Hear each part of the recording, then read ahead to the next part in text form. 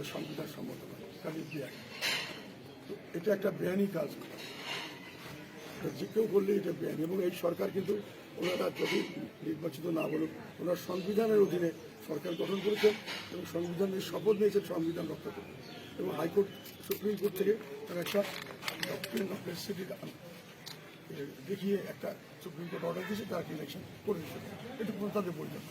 তাদের বৈধতা হলো এখানে তারা ভোট না ভোট করার কোনো বৈধতা তাদের নাই।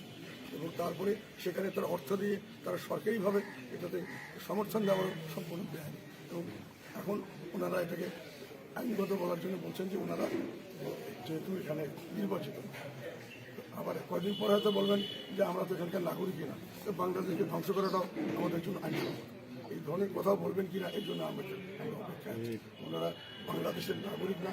আমরা বিভিন্ন জায়গায় এখন বিরাটভাবে আমি জামাতের থেকে শুনছি যে দ্বৈত নাগরিক এটাকে আমাদের একজন ক্যান্ডিডেট দ্বৈত নাগরিক বাতিল হয়ে গেছে। তো এখন আমাদের দেশই তো চাওয়াচ্ছে দ্বৈত নাগরিক।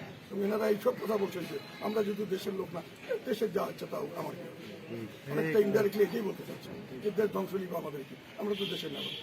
এটা আমার বৈধতা আছে, আমরা দেশের এটাকে আমরা দেশের দ্রোহিতা বলতে পারি। এই কথাটা আমার কাছে একটা হঠাৎ করে মনে হয় যে বেআইনি কাজ ওনারা করছে, আইনসঙ্গতভাবে যেটা করতে পারে।